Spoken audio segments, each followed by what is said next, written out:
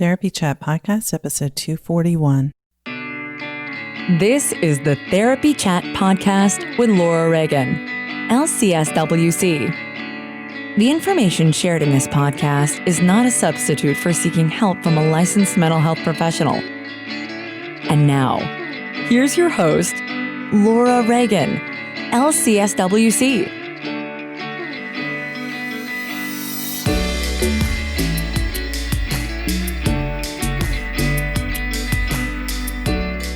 Today's episode is sponsored by Therapy Notes. Between writing notes, filing insurance claims, and scheduling with clients, it can be hard to stay organized. That's why I recommend Therapy Notes. Their easy-to-use platform lets you manage your practice securely and efficiently. Visit therapynotes.com to get 2 free months of Therapy Notes today. Just use the promo code TherapyChat when you sign up for a free trial at therapynotes.com. Hi, welcome back to Therapy Chat. I'm your host, Laura Reagan, LCSW-C, and just want to say that I'm still excitedly celebrating the 5-year anniversary of Therapy Chat and our over 3 million downloads. I think now where we are at is 3,065,228 as of today. And I'm just so excited because I know every one of those downloads is somebody who's listening and hopefully learning something new about themselves or their history or about being a better therapist. So thank you all again for your support. Today, we are revisiting 2 previous episodes with which you may have missed because they came way back. They came from way back. I talked with Amy Sugeno, who is a clinical social worker in Texas, and Amy talked about adoption. Amy herself is an adoptee and an adoptive mother, and she talks about the primal wound of attachment and how this shows up in relationships within families where adoption takes place. You know, we all have this fairy tale image of a child being adopted at birth and finding a better life with a new family that loves the child and wants to take care of them, which this is really what is happening, but there is a wound there that we don't always recognize. And that is the impact of adoption. Amy speaks about this very well. And then in our second interview, she talks about how nature can be very regulating and how she uses nature in her therapy work. So I think that the two interviews go together because it relates to Amy's specialty in working with adoptive families.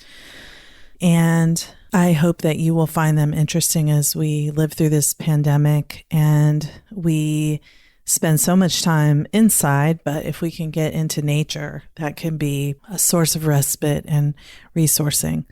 So let's just dive right into those. And as always, I'd love to hear what you think. If you want to go to the website, therapychatpodcast.com, and leave me a message through SpeakPipe to tell me what you think. I love hearing those. So thanks as always for your support. Bye. Hi, welcome back to Therapy Chat. Today, I'm super excited to have with me a very interesting guest, Amy Sugeno, LCSW. Amy, thank you so much for being on Therapy Chat today. Oh, thank you very much. You're welcome. I'm so glad to have you and have you back.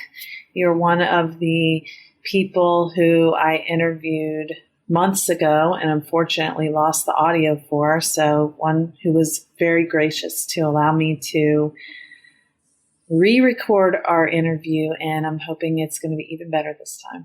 Yes. Looking forward to it.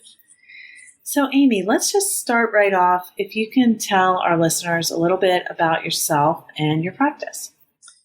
Yeah. So I am a therapist down in Texas, Central Texas, not too far from Austin, and I have a small private practice where I work with mostly attachment trauma. And so I work with adults and also teenagers, mostly who have been adopted or maybe like adoptive parents, foster parents, and sometimes also parents who are raising their birth child who's been through trauma. So my background, my training is in, for the past 10 years or so, has been working with all kinds of different traumas. But now I've a little bit more of a narrow focus into adoption, attachment trauma. I'm adopted and my son's adopted. So it's also, I think that's part of why I have such passion for working in this area now. And then I also, one of the unique things that I do, at least in my area, is called ecotherapy. So I do a lot of the traditional or conventional talk therapies, but then I also try to do a lot of nature-based therapy when that is appropriate for a particular client. Awesome. That's so interesting. And can you talk a little bit about, let's say someone is listening who's thinking, I'm adopted, but I don't know what she would mean by attachment trauma. Can you explain a little bit about that? Yes. So attachment trauma is, kind of what it sounds like in the sense that when in those formative years, particularly 0 to 3, 0 to 5, but really, I think also just kind of your whole childhood, when there's a lot of development happening and a lot of bonding that's happening with your caregiver, your parent, or whoever's raising you, when there's trauma around being able to bond or attach. And so for adoption, of course, that means that you were removed from your birth mother or were given up or whatever the circumstances might be. And so losing your birth mother, even if it was something that wasn't necessarily traumatic as far as what it might look like she gave you up maybe willingly because whatever different reasons, that can cause a lot of trauma for the developing baby or toddler. And I kind of think about it as you were in your birth mom's womb for 9 months. And so that was your whole world. And then so even being given up as a baby, if that attachment bond was severed for some reason as a baby and you were adopted, even at that young age, everything that you knew, your whole world has now changed. It's now gone. And so it can cause the baby to just be not really sure what's going on. The smells are different. The sounds are different. So even placed into a loving home, a safe home, it can be I feel like that it's probably a really confusing experience. And I say I feel like because we can't know exactly what it's like for like a newborn baby or a young baby. But there is then, and not necessarily for every adopted person, but for a number of people, that can then lead to a lot of difficulties later on as far as how to trust people, how to even form relationships with people in a healthy sort of way. Maybe you have lots and lots of friends, but it's hard to have like deeper friendships. All different kinds of things can come up later on that have to do with basically a very deep fear of abandonment that is not a logical thing often. It's not like the person's logically thinking, oh my gosh, my friends might not want to be friends with me anymore. It's a really deep sort of subconscious kind of thing that happens with people. Thank you for explaining that. And I think it's really, adoption is such an interesting experience in our culture that, there are many children who are born and then they move to an adoptive family. At any point, it could be from, in the first days after birth and any point along their childhood development path. But culturally, we have this message of, if you were adopted, then now you're in a better situation. So there's nothing wrong. And there's, everything's happy now. It's like happily ever after. But for the person who was adopted, if they experience that attachment trauma that you just spoke about, they may feel, well, something's not okay for me. I don't know what it is because I'm in this loving family. I've always been wanted. I never even knew my birth mother. So it's not that, but it could be related to that that attachment trauma that they can't really place. They can't put their finger on it. Yes. And I kind of, the best way that I can think about it in my mind, the way I'll often describe it to people, it's kind of like trying to hold on to fog. You've got this fog around you. You can see it. It's real. You can maybe feel it if it's really thick fog, but you can't actually just grab a hold of fog. And so what I mean by that is that it can often be like a pervasive kind of, maybe it's a pervasive sort of confusion, or maybe it's a pervasive feeling of like, I just don't really fit. And it may not even be in the person's conscious mind, or it may be. But I don't really fit anywhere. Like maybe I don't really look like my parents, my adoptive parents. Or maybe I do, but maybe my temperament is different. So it kind of brings in the idea of how important mirroring is, where, especially when you're very little and as you're growing up and your brain is developing, how helpful it is to be able to see yourself in your parents. Maybe that's something as simple as your hair color, or maybe it's you can sing really well like your mom, or you're really athletic like, your aunt or something like that. But you can see where you come from if you're not an adopted person. But for adopted people, one of the hard things, and sometimes this doesn't even really start to come up as anything until you're an adult. I mean, it's very personal for everybody. Some people right away have a lot of difficulty around their adoption, and some people, it may not be until they're 30 or 40 years old that things start to come up, into their awareness. But I think there's something about not knowing where you come from, not knowing, not knowing who you come from, unless it's an open adoption. Of course, then you might have some more of those answers, but not knowing, for some people, it can be not knowing where your land is. For some people, that's not that important, but it could be, for me, being born, being born somewhere that was different from where my birth family grew up on my mom's side ended up being a really big deal for me. But that mirroring thing becomes really, I think, a big deal sometimes for people to just kind of know who you are and where you come from.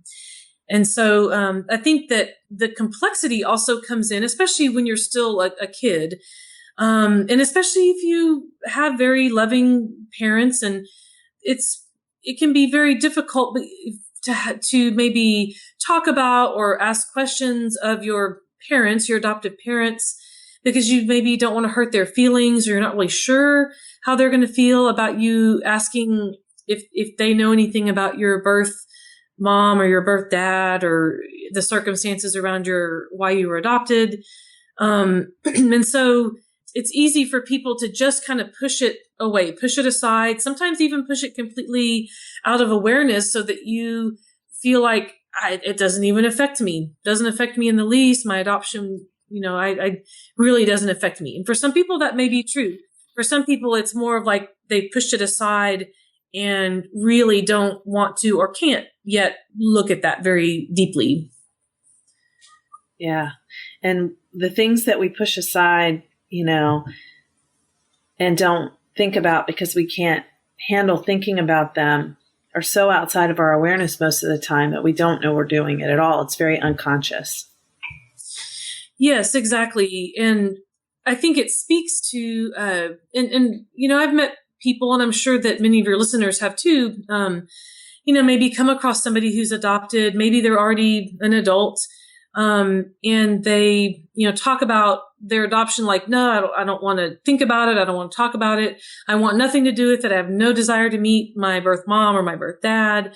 And so on the surface, the words that they're saying make it sound like maybe they're not really that affected. It's not really a big part of their lives, but the intensity of how they're speaking, like, no, I don't want anything to do with it, I could care less, kind of gives you a hint to that maybe it is a place that has a lot of, if they were to look into it more deeply, maybe it would have just a lot of overwhelming pain or confusion.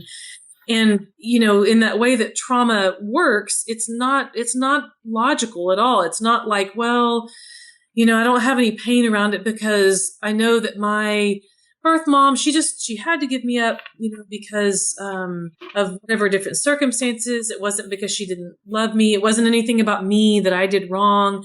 And you can have all the logic in your mind that you want, but that way that trauma doesn't really connect with logic. It's more, so it becomes this deep place of abandonment.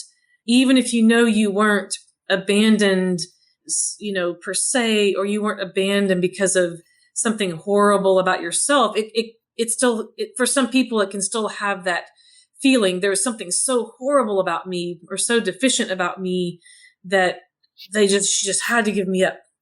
And so that kind of speaks into the trauma piece, but that's really deep and difficult and painful stuff to look at. And so it's understandable that people want or need to keep that pushed aside, and maybe let it come out in little bits and pieces, or maybe it doesn't come out at all. So that's why it's the trauma piece of it, why it's, characterized by being called trauma, attachment trauma. Yes. And, one of the things that we both know as people who work with trauma is that if our trauma is outside of our awareness, it creeps in sometimes and comes out in different ways. So for children, a lot of times, isn't it true that children who have experienced some kind of trauma will show it through acting out in various ways, either externalizing or internalizing that trauma. And that can be really hard for the parent.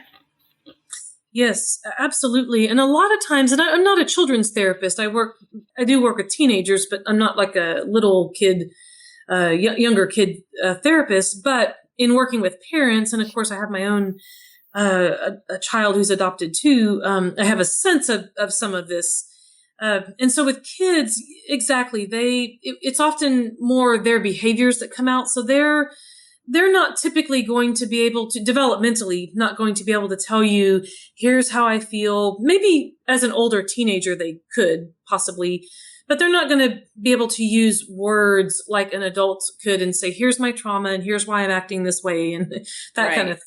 So you're right. They're going to have more externalizing behavior, which for kids who have been adopted or, in foster care, sometimes that can be really aggressive, even violent, sometimes, extremely violent behaviors.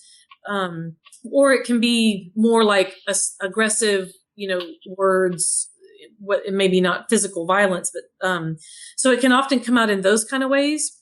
Or kind of the opposite end of the spectrum where it's like a super withdrawing, so that the child becomes, it almost to me, it feels like almost like a violence to yourself. So it might be actually like self-harm or suicidal thoughts, but it could also just be more, I just hate myself. I'm a horrible person. Like these thoughts that are very internally, damaging. And so kids, when that abandonment button is pushed, and it can be in a nanosecond, it can be something that's so, seems so simple on the outside. Maybe you ask your child to please pick up their shoes off the floor or something very normal. And all of a sudden, something about that has just pushed that abandonment button, that attachment trauma button. And in a nanosecond, they're yelling, maybe they're throwing things, or they're, I hate you, and they're running to their room.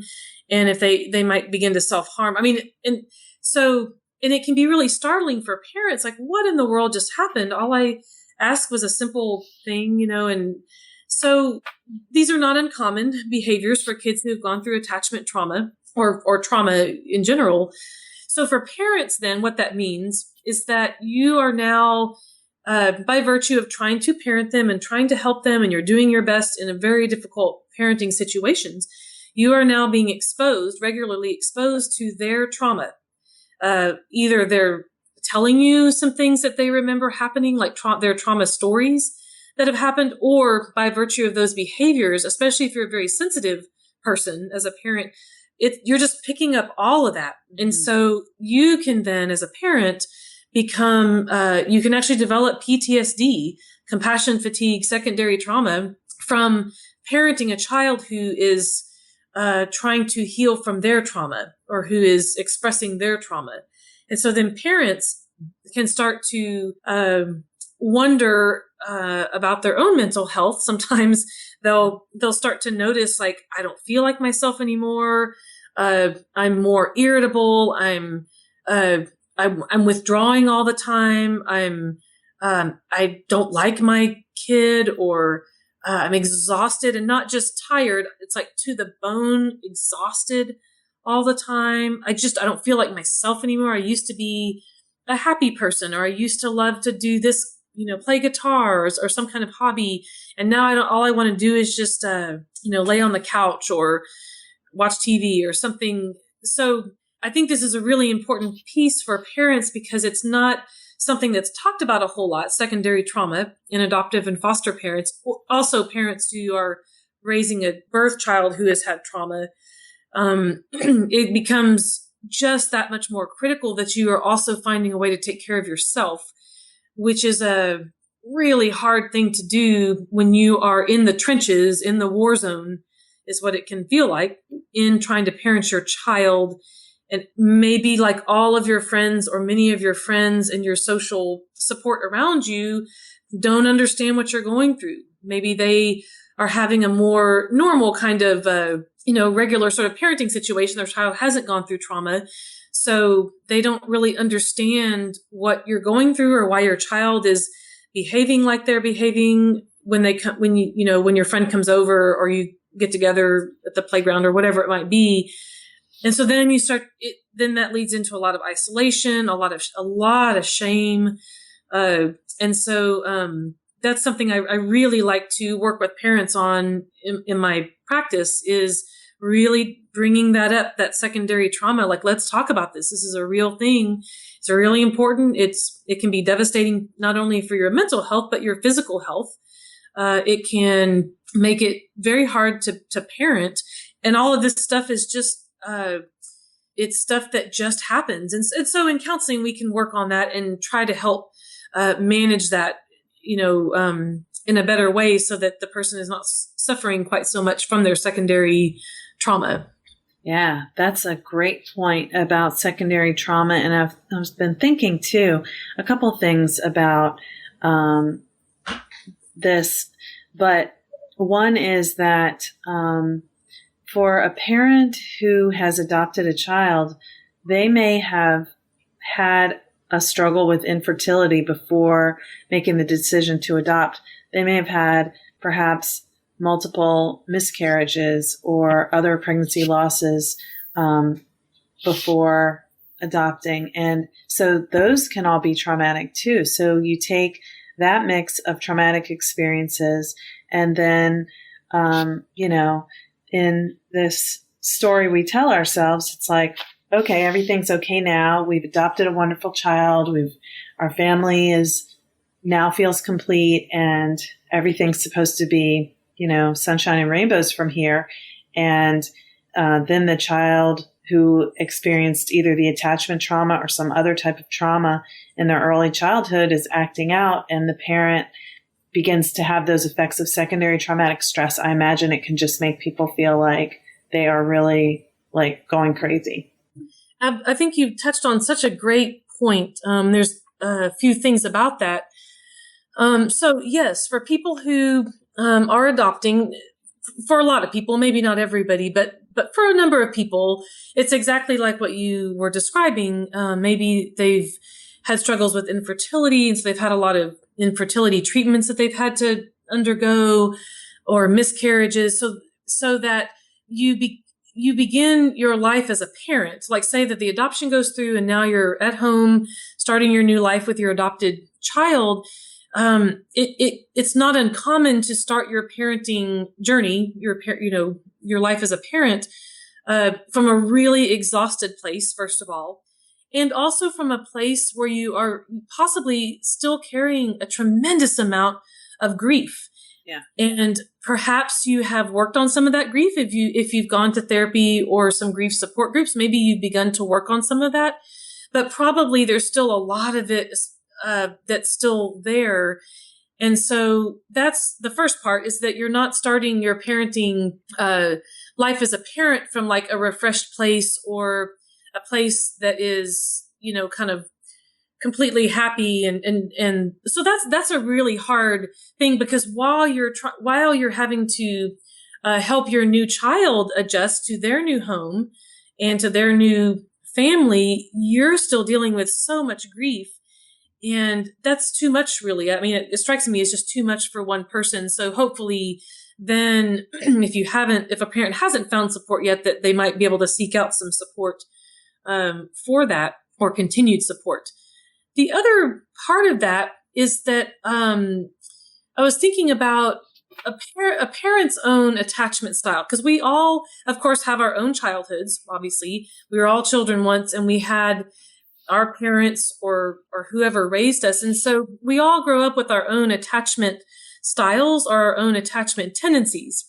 And if that was not a really secure attachment, and you can Google, if you're wondering what different attachment styles, you can Google that, but there's a few different attachment styles. I think it's probably a lot more complicated than just a few styles. But if you did not grow up with a secure attachment that was safe and loving, and where you didn't really have to worry about the attachment with your parent, particularly your mom. And I think probably a lot of people did not grow up with that kind of secure attachment style. So if you've had attachment difficulties in your own childhood, or especially if you had your own traumas, abuse or neglect, or the death of a parent, or other kinds of traumas, and if those have been left unresolved, or if you haven't done any work around those, so that they're just kind of still sitting there, that's going to all get very likely all churned up. And I think that's very normal for parenting anyway. Mm-hmm. And then parenting a child who has their trauma, and so they're giving you all their trauma by their behaviors and different things. And now your trauma is getting all churned up from like 30 years ago or something.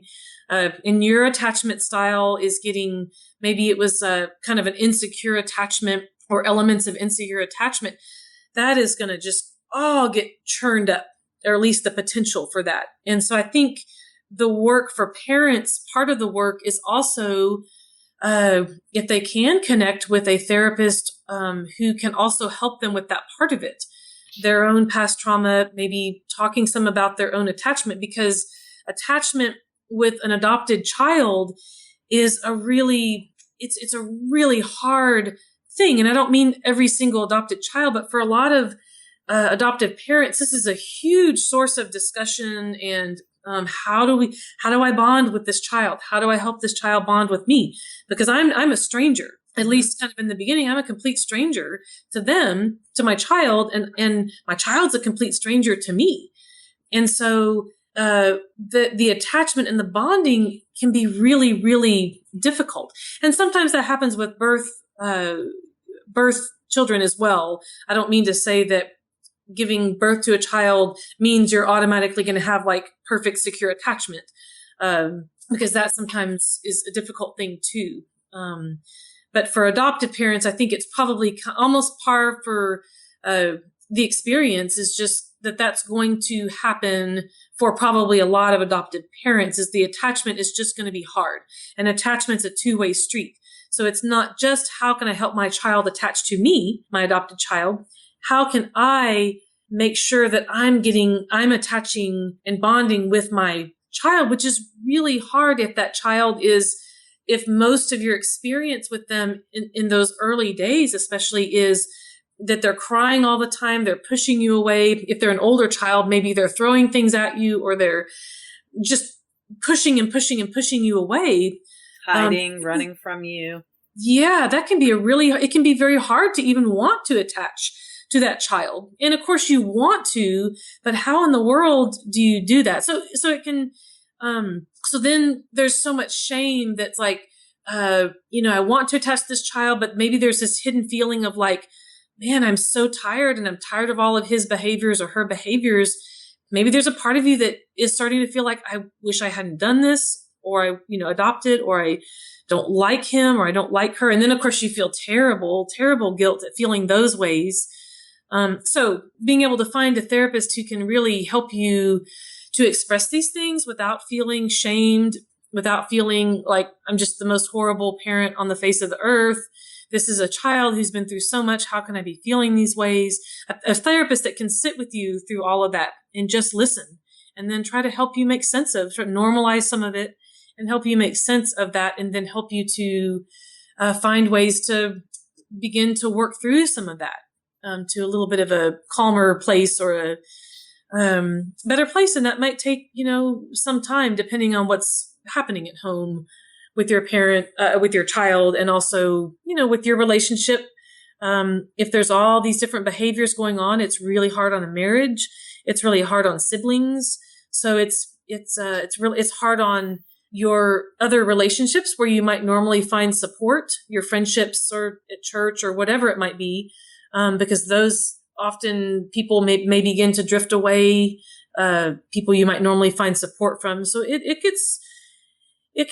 can be a really, really difficult place. That's why I kind of called it, you're in the trenches when things are going really, really bad for a long time. Yeah, this has been so interesting to think about because, thinking about being an adoptive or foster parent or parenting a child who has trauma as a secondary traumatic stress experience, it totally makes sense. And yet I think it's so great that we're having this conversation, because what I'm hoping is that if there's anyone listening to this who's like, that's how I feel, but I didn't know what to call it. And because I didn't know what it was, I just dismissed it and I felt like it wasn't real.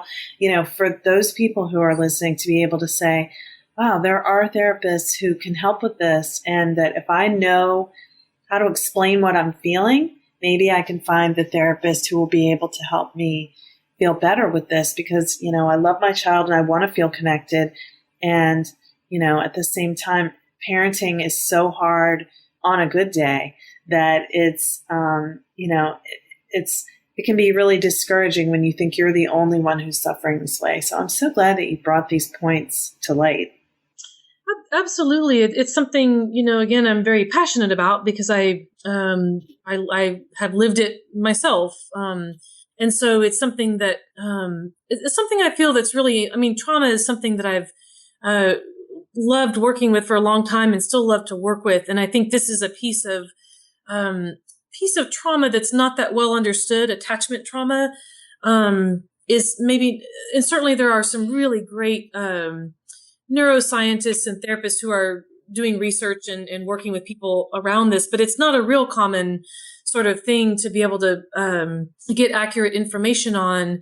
And I think, what you were saying about earlier about adoption being sometimes kind of misunderstood, that I think that's also a piece of it, is that people, even therapists, they might think to themselves, well, you're working with this parent and they're telling you all of these things and you're thinking, well, but now your child is safe, or aren't you an angel, or just aren't you just such a savior for like saving this child from whatever circumstances that brought them to be adopted? Or I remember talking to an adoptive parent who said, well, my child's past therapist said, well, I don't really think adoption has much to do with your child's anxiety and depression, maybe a little bit. And it turned out to just be a huge piece, for this child that was completely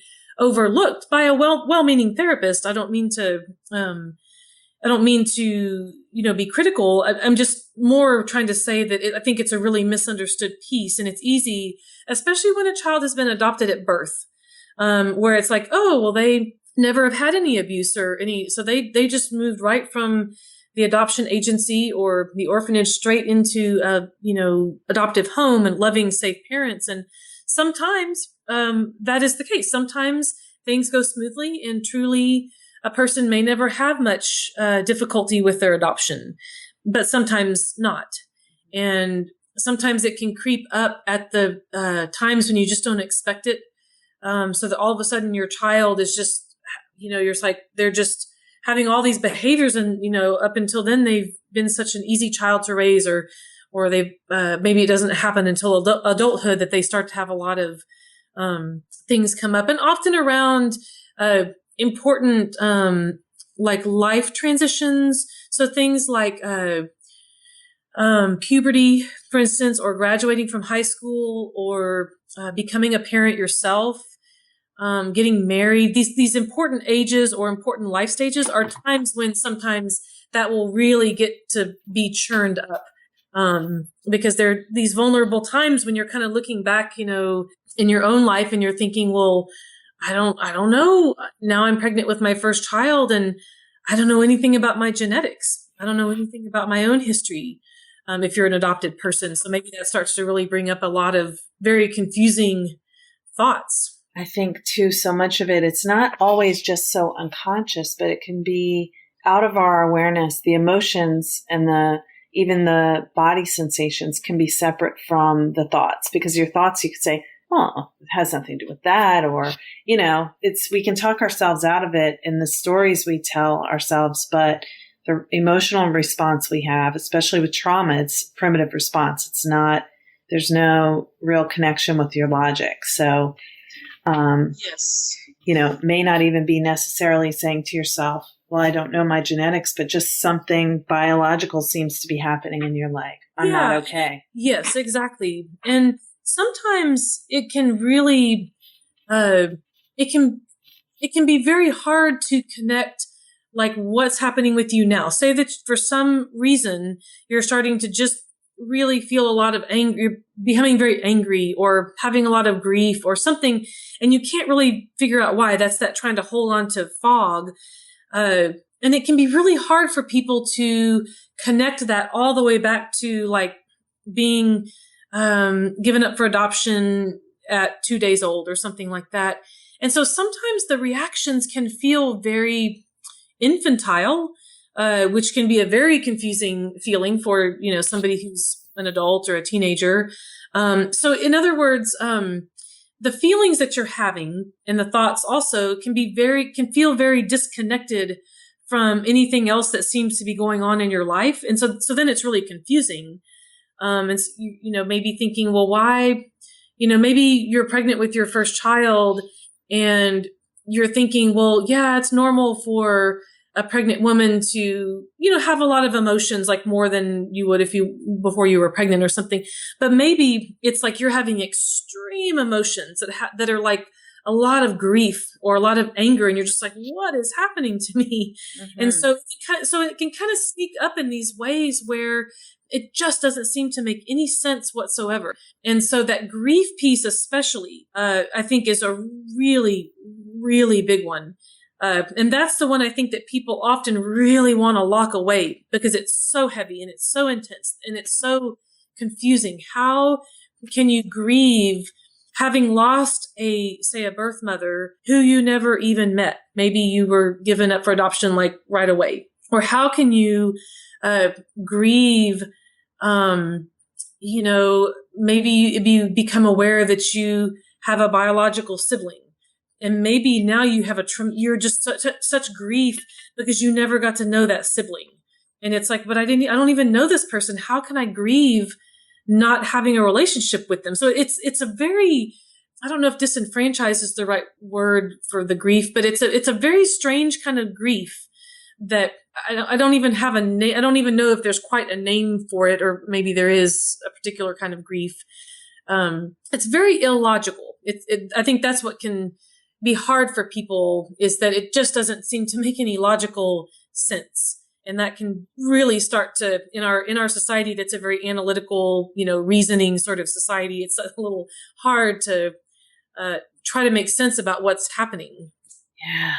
Oh, this has been so interesting. So I hope that people who are listening, if any of these feelings seem like anything that you could be experiencing or someone might be, just knowing that there's a reason that could make sense why you would be feeling this way, and maybe, exploring that with a therapist would be useful. I think that's really fabulous. And it's been very thought-provoking for me. And so I want to give you a few minutes too, to talk about how in your practice you work with all of the different types of clients you work with who are affected by attachment trauma and adoption, and how ecotherapy comes into play with it. Yeah, so that's something that is a real that I'm really passionate about, is ecotherapy. And like I said, I do a lot of the real conventional types of talk therapies and some sand tray and different things. But over the years of working with a lot of different, kinds of trauma, mainly interpersonal type trauma, abuse and neglect. And I think most trauma therapists will say this too, and they might have different ways of approaching this. So some therapists the nonverbal piece of working with trauma, I think, is really important, because trauma doesn't really live in the part of the brain that has to do with logic and verbal ability. So that's why trauma kind of defies logic. Sometimes is the way that it can feel for people. So we have to have some nonverbal ways to have access to where there are traumatic memories and where the trauma is. So for me, some therapists will use art, somatic, creative therapies, music, different animal assisted therapy, these kind of things. One of the things that I do that I have found really effective is using nature-based therapies. And so that partly comes from, in my past life, before I was a therapist, I was a wildlife biologist. So it's kind of a natural fit for me, tapping into the healing aspects of nature and the restorative aspects. And so there's a ton of research behind this. And also, we don't necessarily need research to know that going out into nature, maybe sitting by a pond or a creek or, some kind of beautiful area or something is restorative. You just feel a little bit better, maybe a little bit calmer. And so some of my work is simply, validating and encouraging people to spend more time in nature. And that can just be as simple as sitting on your front porch. If you can, go on a hike or go to a park where there's a pond or something like that. So simply allowing nature to do the work that it does, which is relax the nervous system. It helps a little bit with depression and anxiety, helps to relieve some of those symptoms, these kinds of things that nature just does passively. But then the deeper work of ecotherapy as a therapeutic, evidence-based therapeutic approach is that then you can start to help clients develop a relationship with the natural world, so that nature becomes kind of a teacher. Well, nature becomes, actually for me, is a co-therapist, is how I view it. And so nature becomes a teacher and a guide and a mirror. And it's hard to explain in words because it's very experiential. But for instance, I might be sitting next to a creek or something with a client, and maybe we're talking about a particular, maybe she or he says, I really love this rock that we're sitting on. This is, and so I might say something like, well, what seems to come up for you when you are thinking about this rock or as you're touching this rock? And they might start to talk about the strength of the rock or the steadiness of the rock. Or maybe they're talking about water and how water is so, feels very cleansing or something like this. So we can begin to then take it into a deeper place of, maybe, that might be the rock as a reflection of their own inner strength, as one example. Or it might be that when you are not feeling very strong as a parent or as a person, which happens to all of us, maybe this is a place where you can come and simply sit with this rock, let nature do what it does passively to help, and also just kind of be with this rock and see if you can just begin to feel a little more strength, and that can also be maybe a particular animal. Some people talk about, I'm more connected to trees because they're flexible, or they bend with the wind, or I love their roots. And so that becomes like a mirror of who they are inside. And then we can talk about, their strengths, like this tree, maybe you have really deep roots. So that maybe one of your strengths as a parent is that you are a really steady, strong person, but it's not strong in the same way that like a grizzly bear is strong or something. It's more of a deep inner well of strength. Or maybe you're very flexible as a parent. Maybe that's a strength of yours, so that when you're having a difficult parenting moment, you can visualize this tree that we're sitting here next to that you have seemed to, really enjoy. And you maybe in your mind, you see it moving with the wind, something like this. Again, it's hard to explain in words, but experiencing it, it can be really deeply moving and deeply affecting for people. And what I love about it is it's also very gentle. Trauma is a very powerful thing. And I love that connecting with nature is a very gentle sort of thing. We're often sitting side by side, or we're walking side by side, which is a gentle thing in and of itself, because it's not two people staring at each other in a therapist's office. It's, we don't have to look at each other in that same way. And that can be really helpful for some people when their trauma is or their secondary trauma is so intense that even just being in a therapist's office is too much. So, I find it to be a much more gentle kind of therapy. And I also find it to be very containing. And so you can you think about veterans who, maybe you've heard about these, like rafting trips and different trips where they're, rafting down water that's like churning and really powerful water. And there's canyons, canyon walls along the side. These are really strong elements of nature. And part of what I think is going on is that that has the ability to contain the immensely strong feelings that come with PTSD and the body sensations and the nightmares and the thoughts and the hypervigilance. So sometimes these really strong elements of nature, or the spaciousness of nature, can contain that. Whereas in a therapist's office, you're in a little box, like my office. I try to make it really welcoming, but it's still a box inside. And sometimes it's just too much for people.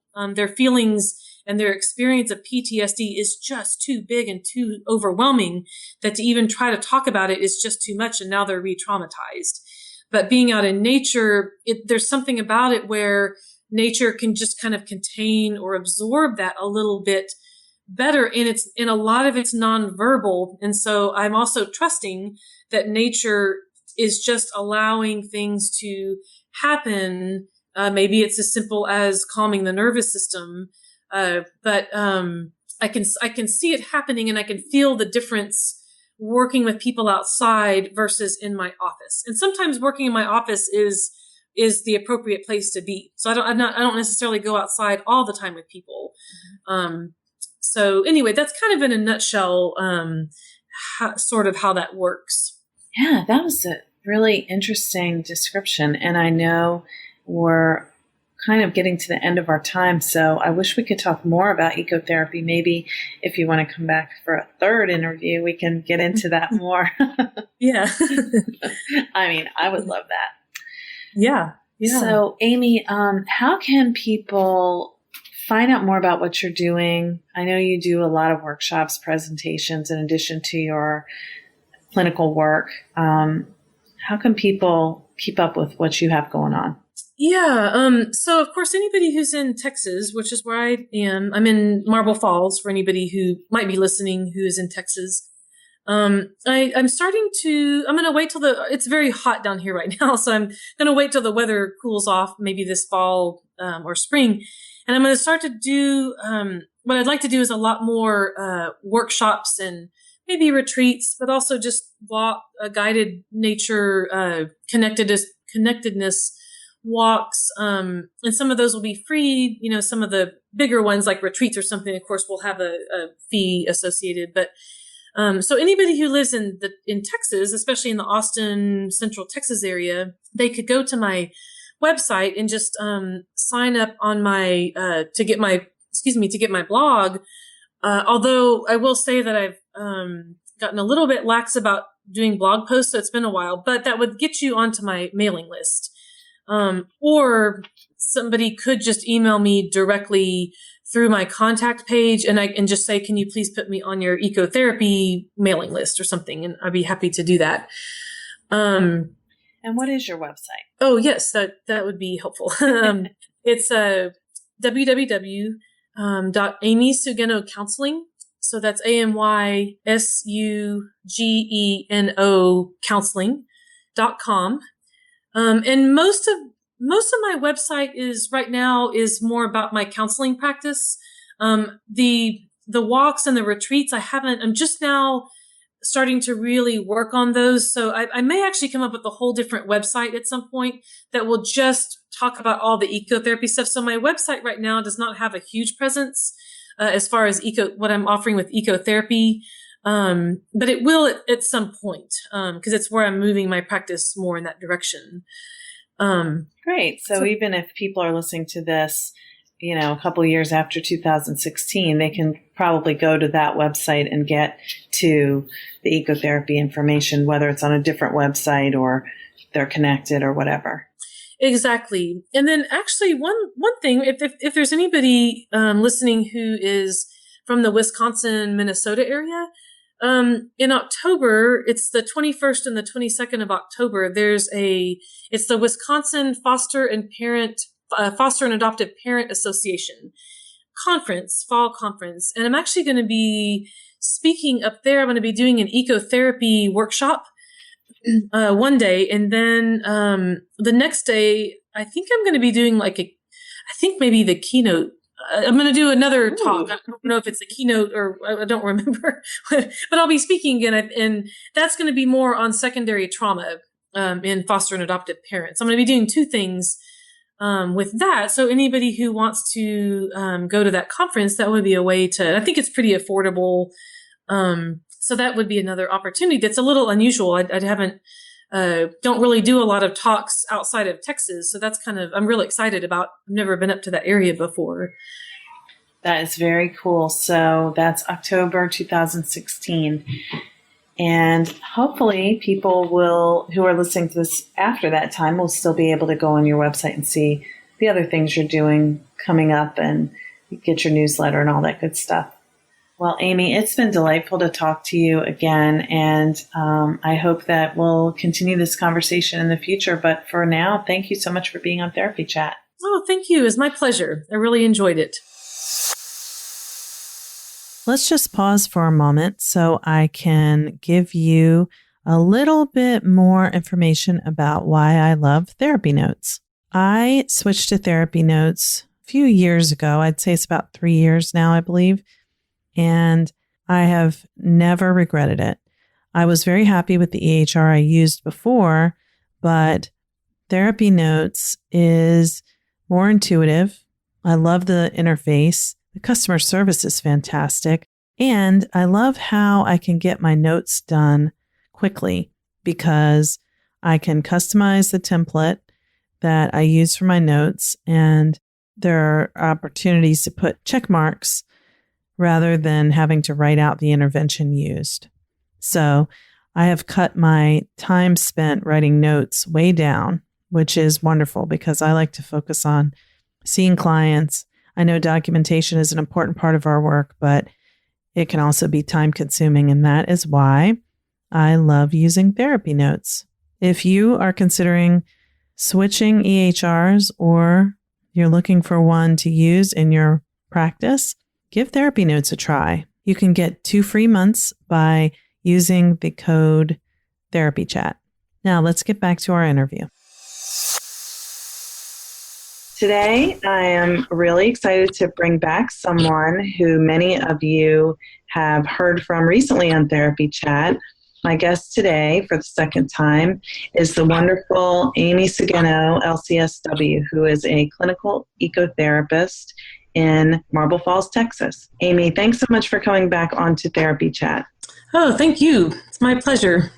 Yeah, last time we were talking about attachment and we got so involved in talking about that, we really didn't get to go in depth into ecotherapy, which I was originally planning on talking with you about. And I wanted to bring you back on so that our audience, I know we talked about it a little bit on that other episode, but I would like our audience to be able to hear more about what ecotherapy is and how you use it and what the research is on this method and why it's beneficial and who it helps and what it's like and all that good stuff. Yep, that sounds great.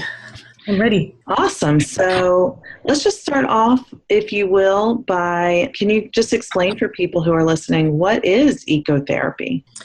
Yeah. Well, so ecotherapy is often referred or talked about as an emerging field with ancient roots. And that was something that one of the pioneers in this field, Craig Chalquist, he talks about it in that way. And it's basically any nature-based intervention or nature-based therapy. So that could be animal-assisted therapy, equine therapy, or canine, or with any sort of therapy animal, horticultural therapy, adventure therapy, and also wilderness therapy, which can be thought of in different ways. Wilderness therapy is probably the way I work the most, which is in more wilderness-like settings, maybe like a state park or something like that. Where we basically take the work that we might do indoors in my office, but we're doing it outside. So nature becomes like my co-therapist in a way. So it's more of a depth psychology type of approach in that way. So, but anytime you're bringing nature into the healing process or the therapeutic process, that falls under the umbrella of ecotherapy. Okay, so nature is your co-therapist. Yeah, and so ecotherapy, because it is such an emerging field, there's still a lot that's being worked out, and a lot of clinicians and also non-clinicians, other types of healing professions, are using ecotherapy in a lot of different ways. So it's hard to really describe all the different ways. Some people stay on the topic of more like eco-wellness, and so they bring nature in to help physical health or emotional health. So that might be like to lower blood pressure, to reduce stress, that sort of thing. So it's more about quality of life and wellness. There's a lot of work around, I'm not sure exactly what to call it, but I think of it as sort of deep soul work. So that might be things like vision quests. This is in the realm of earth-based healing. So the Animus Institute, and there's some others that are doing some really deep transformative type of work that might fall kind of into the purview of ecotherapy. And then there's clinical ecotherapists who are usually licensed clinical mental health professionals who are bringing that kind of training and background and then blending that into bringing nature in to also help with that healing process. So that might be something like, say, a licensed social worker who wants to work with either an individual or, say, a group of women who have experienced childhood sexual abuse, and then maybe you have the therapy happening outdoors, so you're bringing in that part of things, and maybe you're also looking at how the abuse has affected maybe attachment or being able to trust in relationships or something like that. So you're bringing in a really deeply clinical approach in with what nature can also offer.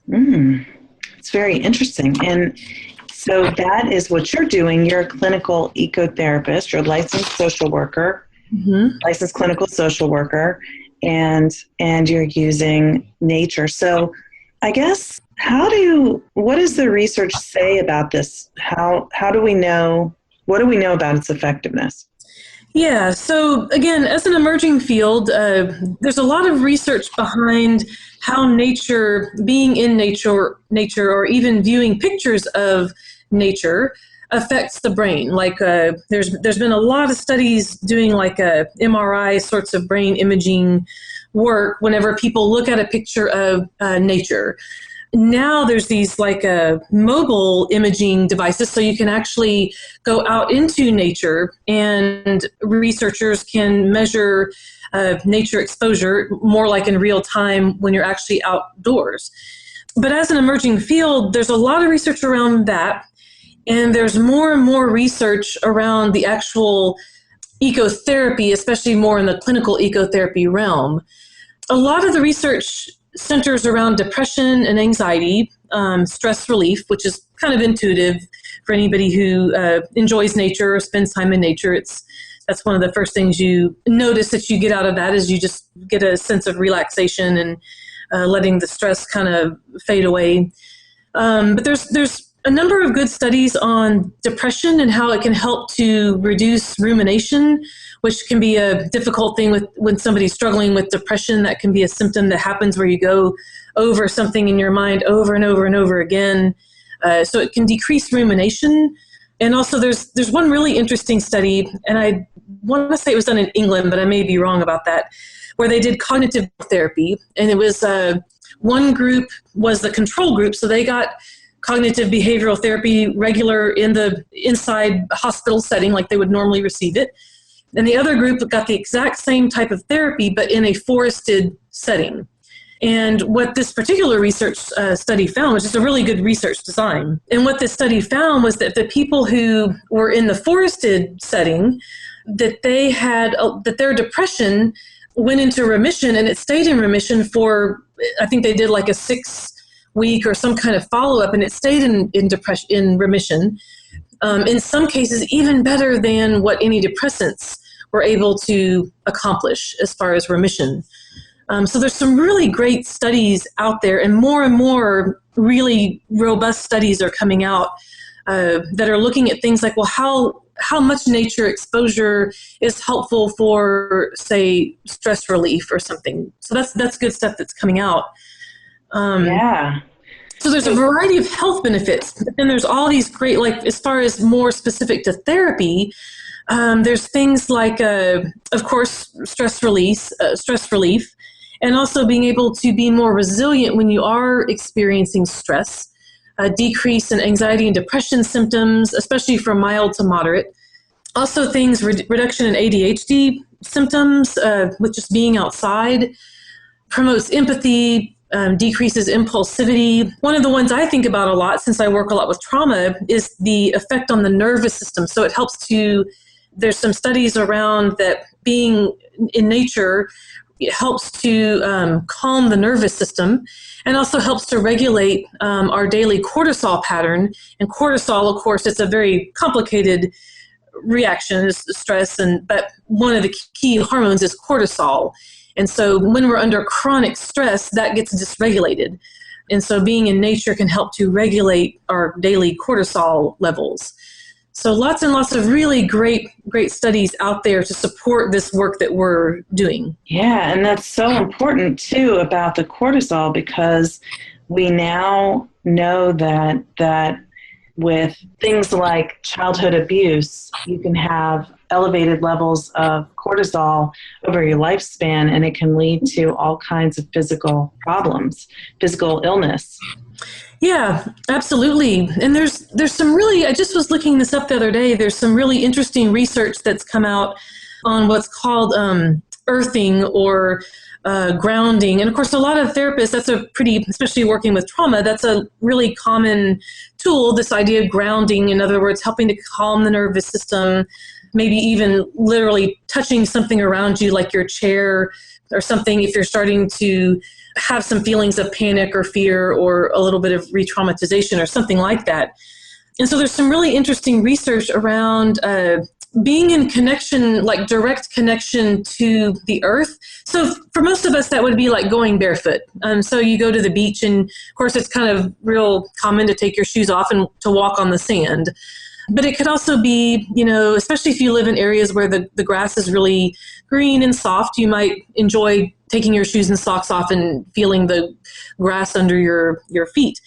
And so there's some really interesting research where the earth has an electrical field, and that electrical field, if we're in direct contact with it, like skin, with our skin, that comes up through our skin and actually does all this. And this is actually research from the medical community, where it begins to re-regulate some of our like electrical, so like the nervous system, also the endocrine system. So it seems like one of the directions that's going in is for people with chronic health problems, maybe such as asthma or anxiety, different kinds of things, diabetes, coronary heart, or heart disease sorts of things. That there may be some help in being connected more directly to the earth, walking with your feet or something like that. So the research is a little bit new, But it's really fascinating, and especially because it comes from the medical community where they tend to do really rigorous studies. I've been kind of keeping an eye on that because it has a lot of really great implications. Absolutely. Have you heard, and if you haven't, then don't worry about it, but have you heard about forest bathing? Yeah. So that started, originated in Japan.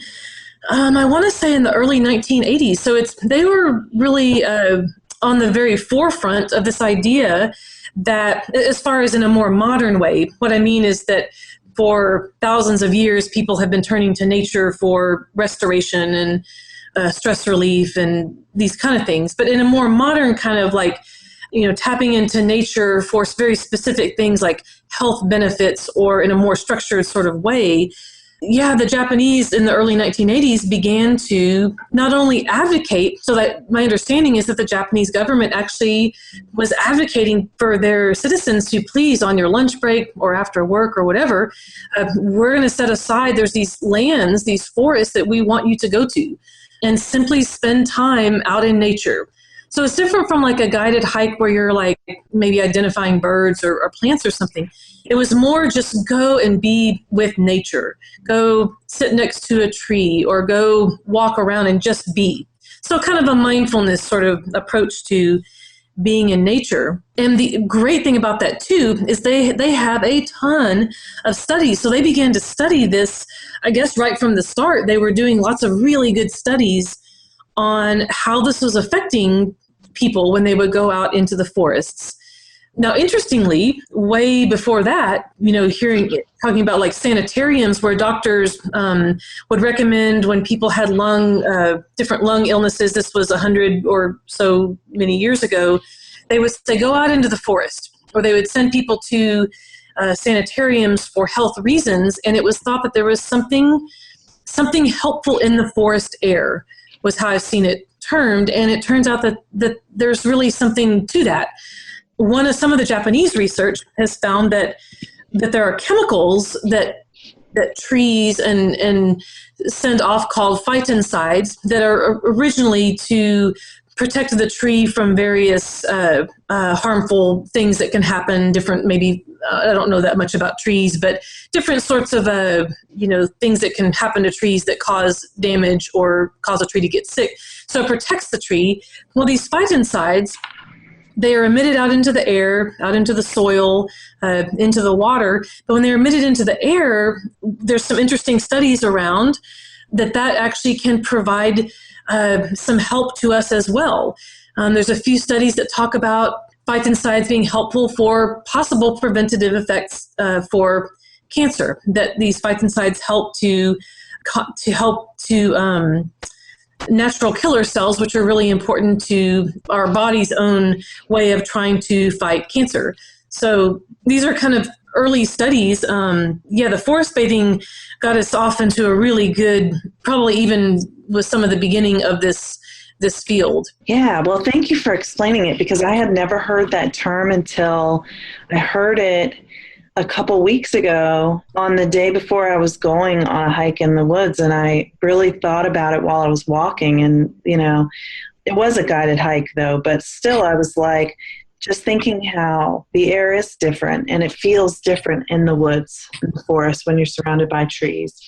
Mm-hmm, exactly. I often say that I can't feel bad when I'm hiking. Like I can be all in turmoil, and then I go hiking and I'm not. I feel good, and it's like, what was ever bothering me? I don't remember. Yeah, absolutely. And so as an ecotherapist, there's so many different levels. If you were my client, or if I was working with somebody, it could be that we go hiking or we go for a walk. I sometimes do a little bit of work more on a volunteer level, but as a mental health professional, work with women who have been affected by breast cancer diagnosis. And sometimes because of their treatment or because of the diagnosis, they are not able to, at that time, go on a long hike. And so there's also ways of doing ecotherapy even indoors. Or it might be that, a homework assignment or something might be like sitting on your front porch or opening your window in your house if you're not able to really go outside, for whatever different reasons. So ecotherapists can work on a lot of different levels. It doesn't have to be, being able to go on a hike is a great thing and a really rich source of, therapeutic processes and all. So that's a great thing, but it doesn't have to be that we go on a 3-mile hike. It can be also just sitting by a creek, or sitting at a park, or, something along those, or doing indoor sorts of things as well. Yeah, that's really helpful to know, because, one of the things as a business owner that comes to my mind when you talk about ecotherapy is, how do you structure that into a day's worth of therapy sessions? Do you just see one person per day? And that doesn't seem possible. So can you talk about what that really looks like in your practice, and how some of the different ways you do it, and lengths of sessions and things like that? Yeah, so there's a lot of different ways. So it kind of course, depends a lot on your client, what they might be comfortable with or able to do, or what you're able to do. But so there's a lot of different ways to approach that. One can be that, and this is probably what I do the most, is to simply meet my client out at a trailhead at a park or something. And backing up from that, this is usually, we might take at least a few sessions to maybe discuss this. And so it's not a therapy, especially if you are doing more of a deeper kind of clinical ecotherapy work with somebody. You don't want to just right out of the, gate just say, hey, let's meet at this and such park, and we're going to go just take our therapy sessions outdoors. Because you want to do some assessment.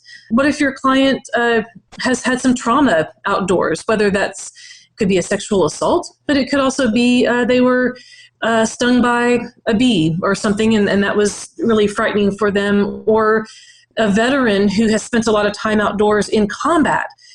Certainly you would want to assess for that. A forested setting for a Vietnam veteran might not be real comfortable, or it might be, but again, the assessment process is what's going to help you with that. But once you determine, say, with your individual client that yes, it's going to be good for your treatment to do an ecotherapy session outdoors, and the client is wanting to do that, they're ready for that, I'll usually meet them somewhere like at park headquarters, and then we drive to the trailhead in our separate cars, or we just meet at the trailhead, and then we go for a walk, or we walk a little bit and then we sit maybe on a bench, or there's one place I go where there's a lake, so we can sit by the lake, and we simply do the counseling session outdoors, except now I'm bringing in nature as a co-therapist. So clinically there's a lot, it sort of looks the same, but there's a lot of different stuff that can come up too when you have nature as a co-therapist. Your affect as the therapist changes. Of course, you're dressed differently. Perhaps you're wearing jeans or hiking pants or something. So that's one way that I commonly will work with people. But sometimes I work with groups, and I tend to work more on I guess you'd say like a superficial level. So it could be like a mindfulness in nature group session. So we're not going to go deep down into deep therapeutic, issues, but I want to help people to connect with nature in a mindful way so that they can then do that at home, or they can begin a mindfulness practice and they can have nature as a part of that if they want to. So that's kind of a different way that I work. And then indoors, if we need to stay, in my office, I have a bunch of nature sorts of things like sticks and cattails and rocks and sand and different things. So sometimes we're just working with the nature items that are there in my office. And that really just depends on the client. Some clients aren't interested in that at all. And some are like, well, what is this? And I have a bucket of sand that came from the beach that I dug up. And that, for people who have a lot of anxiety, they sometimes like to have that sand on their lap just to kind of play with, really, like as they're talking. And that can be something that helps to calm a little bit of their anxiety. And then finally, homework, especially if a client already really maybe enjoys nature, has spent time in nature, and really wants to do this, you can give a homework assignment, such as maybe your client identifies a particular creek that's easy for them to get to, and they might like to spend some time next to that creek. And so you can talk about what the homework would look like maybe it's mindfulness, or maybe it's just simply sitting by the creek one day a week or however much. And they can kind of like check in with how they're doing before, like when they first get out of the car. And then when they're done with sitting next to the creek, they can kind of check back and see if it's helped, check in with their body and see if that has helped, say, their anxiety, for instance. So those are all kinds of different ways that I tend to work. There's a whole really rich field of horticulture therapy that I don't do a lot with just because it's not as much my area, but for people who do really enjoy plants or gardening, this can be a fantastic, really great, rich area. I think that you could do indoors, you could of course do outdoors, and then also animal assisted therapy, which I used to do. My dog is retired now, but of course, animal assisted therapy is a really big, very big field as well. Since I work more in wilderness settings, I actually kind of tend to bring in, if a lizard runs by or a deer or something like that, then if it seems important, then that's something that we can kind of talk about. Like, oh, I noticed that there's a deer that has come up here, and what is that like for you? And sometimes nothing comes up with that, but sometimes really interesting and surprising things will come up just by the visiting of a particular animal, a bird that flies by or something like that. Yeah, so would you call that animal-assisted therapy or ecotherapy, that the wild animal is part of it? Yeah, I don't know that, I hadn't really thought about if it would be called animal-assisted therapy, because that feels like a whole different world that's more with domesticated animals. It seems more directive with the animal too. Yeah. But certainly, if you have a wild animal come up, one of the real common ones, at least where I am, is like butterflies or birds that come by. And sometimes that's really meaningful for a client. A particular, like I've had a few clients talk about dragonflies. If we're next to a creek and a dragonfly comes up and lands on a little stick or something like that. And for some clients, that's a really meaningful thing. And they'll talk about why that's so meaningful for them. And maybe it has to do with, I'll just kind of make this up. When my mother died, I saw a dragonfly, and she loved dragonflies. And I really felt like that was her way of communicating with me. So something to that effect. Yeah. And so that gives you some real richness into rich material to work with. For other people, a dragonfly going by doesn't evoke that same sort of thing, but maybe a lizard does. Or maybe if you're lucky enough to have, say, like a fox run by, or a hawk or an owl come and land like in the tree pretty close to you, like that can certainly, if nothing else, just be really exciting. And so that can lead into discussions about maybe how helpful it is just to be pulled into that mindfulness of that animal, that really wonderful owl that just landed right there, just pulls you right into mindfulness. And that can be a launching point for how nature can really help in a mindfulness practice, if that's something that your client might be interested in. Or for some clinicians, and if the client seems to really benefit and enjoy this, you can really go down a path of sort of like, and this gets more into that deeper soul work of kind of like animal medicine. And some clients are not going to be, want this at all. And some really get into this, and it's really helpful for them talking about, I feel like that my spirit animal or my power animal has always been a hawk. And so then you can talk about, well, what does that mean to you? What is a hawk? Is it, is a hawk really powerful? Is a hawk really, it's got great eyes? And so is that, as far as like visioning or clarity? I mean, so you can get into a lot of really rich metaphors with animal medicine, as well as metaphors with the landscape. For instance, I sometimes will go out to Big Bend. I haven't taken clients out there, but for my own self, go out to Big Bend National Park. And one time I was hiking, and the rock formations were such that there was like a little narrow gap in between two rocks that looked out onto this really vast desert. So it was kind of like this narrow view onto a big, wide open expanse that was further out.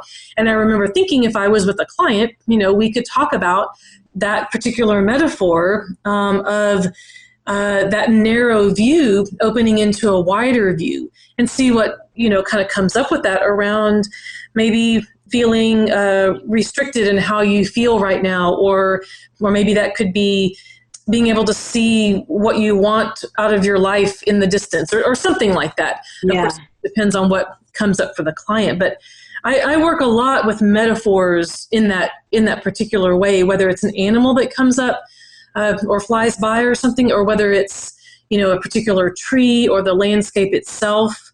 I like to ask people sometimes, what's catching your attention right now? There's all these things around us, trees and rocks and the sky and maybe flowers. What's catching your attention? And they'll always come up with something. They'll kind of look around, and somebody might say, well, that tallest tree over there that's standing all by itself, that I just think that's really great. Like, I just can't help but really be pulled in, really draws my attention. So then I'm thinking, okay, a tall tree all by itself, is that attachment related? Something about being all by yourself? Maybe, maybe not. Is there something about being the tallest tree? Is there something about wanting to be kind of like more known or more visible, taller than you feel right now? So you kind of get the idea of where something like that could go. Yeah. That's so beautiful the way you talked about it. And, I don't know about this because you are the one who knows about ecotherapy and I don't. So tell me if I'm wrong, but it feels like you're bringing in more intuition and inner wisdom into the therapeutic process through, I guess, that grounding in nature. Yeah, it is an extremely intuitive, well, let me kind of back up. The way that I work tends to be very intuitive like that. And so I rely a lot on my intuition. And some of that is experience from having taken a lot of people out as well. But if you also were just mainly staying on the level of, say, eco-wellness, it doesn't have to necessarily be such an intuitive process. If your client is struggling with depression and, say, mild depression or moderate depression, and they feel like, and you feel like it would be helpful for them to spend some time outside. Maybe they have a garden that they have not been working in, and so maybe that's part of their homework. Like, that's not a real highly intuitive sort of thing. I mean, it's a little bit intuitive just by the way of that nature can be helpful, but it's not like the deep sort of intuitive sorts of processes. Now, I will say that I don't often meet clients for ecotherapy like I was talking about, that deeper intuitive process, until we've been doing a lot of work inside, so that I already have some idea, a pretty good idea of what they're struggling with. I might already have some different sort of working theories about, say, their attachments or different things that we haven't quite gotten to in therapy, but I really have a feeling that getting outside, I'm going to get a clearer picture of these things I've kind of been wondering about them. And so that's another part of it, is doing that deeper work. It's really helpful if you already have a good working relationship with your client. Yeah. Yeah. So it's not like, one point I've heard you say is that it's not one size fits all approach, and it's, it can be used in different levels of depth.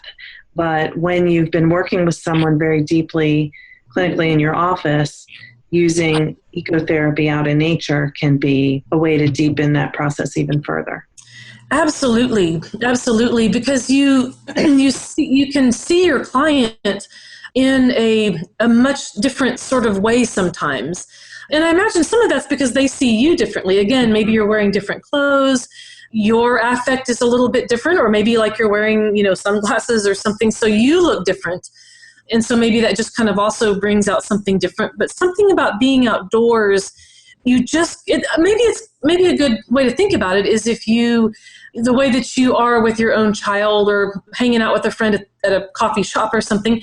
If you go on a hike together, it's just going to feel a little bit different. You're going to maybe talk about different things or something like that. It's kind of maybe a way to sort of think about it, where you just see each other through a different lens. And that brings up different sorts of richness and affect. And I've gotten a lot of information about my clients as far as kind of assessment sorts of things, and being able to see more of what feels like could be kind of the core of who they are, like maybe defenses come down just a little bit when we're outdoors. And that doesn't mean outdoors is always go outside with every single client, because sometimes that's not what seems like is going to be necessary for their treatment or appropriate for their treatment. So I don't mean to say that every single client we need to go outdoors. It's just like any approach. You want to use what you feel is clinically appropriate for their treatment. Yeah. I love this, though. And I'm thinking, too, that there's a vulnerability to the fact that you're both outside. You know, you may be hiking and you're out of breath. You're not just the person who's got it all figured out. You don't have control of the whole environment, so you don't know what's going to happen as a therapist. It's a vulnerable situation for both people, but on an equal footing instead of kind of the way it is in a therapy office. You know, my therapy room, I strive to make it a safe space, but it's my space. Mm-hmm. And, you know, there's a power differential to that. And that's just part of the process. It's just like when you go to your doctor's office. They're the doctor, you're the patient. You have power, but you are on their terms, you know, and it kind of feels like that. So I think being out together in a space where, you know, you both bring strength to the experience and you both have a level of trust and not being sure what's going to happen, but, you know, going with it. Oh yeah, that brings up several great points. One is what you were talking about, that power differential. We can make our offices just as comfortable and warm as we want to, but as you say, there's still our office. It's still kind of like our turf, I guess. Mm-hmm. But nature, being outdoors, is nobody's. It's shared equally. It's not mine any more than it is my client's. Mm-hmm.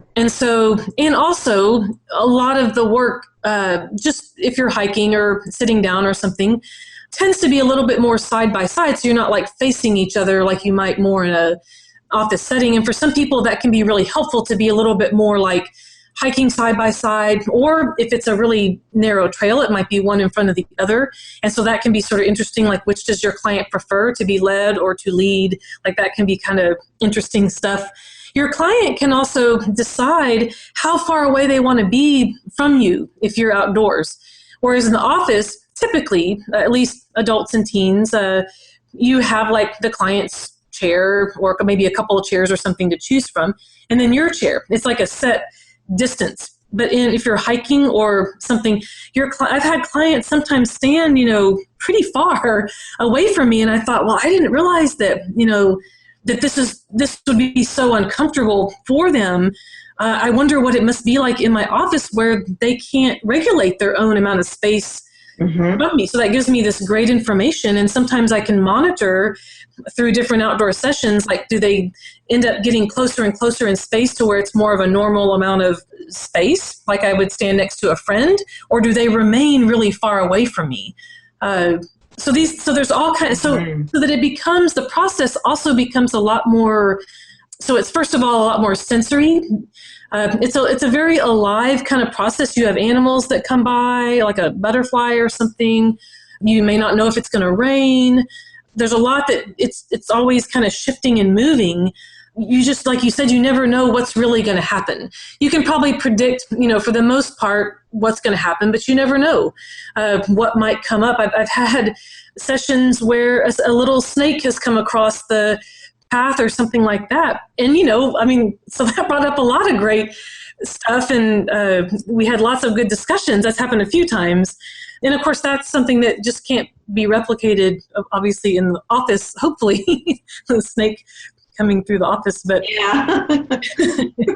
But that vulnerability, I think, is also a really great point. And just like any sort of way that a therapist might use themselves as a tool, so that might be somatic information, or that might be self-disclosure, anything like that, vulnerability can be used. And so for some clients, they don't want to feel like that their therapist is very vulnerable at all, perhaps. They really need to feel your solidity or your steadiness or something. You know, for another client, I found this especially with teenage clients, they like it when I'm when we're walking up a hill and I'm breathing hard, and they sort of think it's funny. And so that's a great little kind of, relationship builder. I use it to my advantage in the sense of like, I'm really out of breath here. I'm going to have to take a break. And, they'll sort of get a giggle out of it. And I'm using it very well. It's a true thing if I'm out of breath, but I'm also using it as a place of building a little bit of connection. Like, hey, I'm a human too. I'm not my own style. I'm not interested in like having all this power over you and telling you what to do. My teenage client, or my adult client. I'm really interested in forming a therapeutic relationship with you so that, we can figure out what's going to be helpful to you. So it becomes more collaborative. That's just my own style, of course. Yeah. Mine is like that too. Because I think it can be disarming because in a genuine way, not in a way to try to have power over the other person, but to admit, I don't really have any control over you. I don't have control over, how you feel, what you do, and I don't want to. I do have some skills that I can use to help you, and we're in this together kind of thing instead of, that. I mean, the part of the power differential is just unavoidable, but as much as I can do to try to show that I'm not interested in having more power, I just want to be able to help. And I feel like it's a privilege to do that. But sharing some of yourself is a really nice way, I think, for clients who are comfortable with it to let them know where you stand. Absolutely. And this idea of we're in this together in terms of maybe, we're kind of like in this thing that we call life as humans together. Again, if that's what would be helpful for the client to have that kind of feeling about the relationship, that what a great mirror nature can be, because say you're hiking along, you are experiencing that particular session moment by moment together, in the sense that I don't know if a butterfly is going to fly by, or if we might come across a snake, or whatever that might happen. There's some amount that I feel like I can kind of predict what's going to happen, but there's a lot that I don't really know what's going to happen once we're outdoors. Now, I'm not going to take, obviously, a client to a place where I feel like there's going to be a lot of things that aren't safe. I don't mean that, but in that way of kind of like discovering things as we go along, which would be, I think, a little bit harder to happen in an office, perhaps. Yeah. Well, Amy, this has been another fascinating discussion, and I'm so grateful to you for talking to our listeners today about ecotherapy. For people who want to know more about what you're doing, where will they find you? Yeah, so I have a website, and I'm in the process of creating another website that's just for my ecotherapy work, but it's going to take me a while to get all that together, but eventually I'll have a new website. But so for now, people are welcome to go to my website or, contact me by phone or email.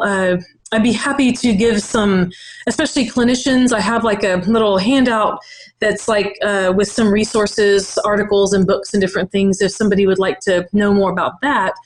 And then I wanted to also mention that I'm going to be starting to do some trainings. And of course, those will be here in my area, Marble Falls, Austin, Texas area. But there is a kind of an advanced level 2 training that I teach with another co-therapist, another ecotherapist. We co-teach it. And she teaches most of it, and then I help teach certain parts of it. And that'll be coming up next summer. It's a 5-day, like really immersive, experiential, gain lots of tools and practice and just all kinds of things, as well as self-care and personal growth. And that's going to be in Virginia next summer in 2017 at the end of July. And that's, we did it last year for the first time, and it was really successful. It filled up, and it was great. And all these great collaborations have come out of that. So if somebody's really interested in, and this can be for clinicians or for other types of healers, professional healers, it's open to both anybody who wants to bring nature-based therapies and healing modalities into their work. So if somebody's interested in that, for sure, just have them give me a call or email or something. I'd be definitely love to talk to them, because the early bird rate is ending here pretty soon.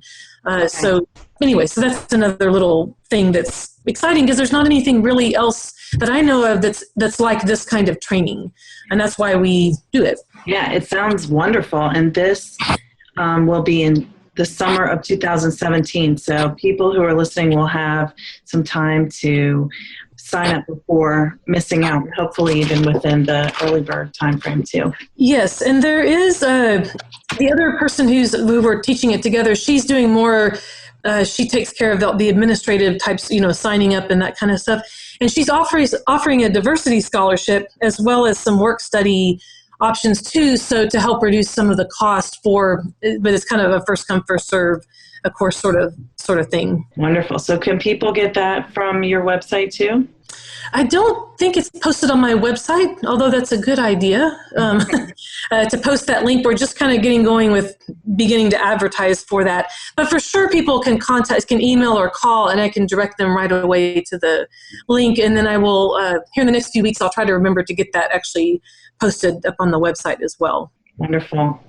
Amy, thank you so much. It's been a joy to have you back on Therapy Chat, and I look forward to connecting with you more soon. Oh, thank you, Laura.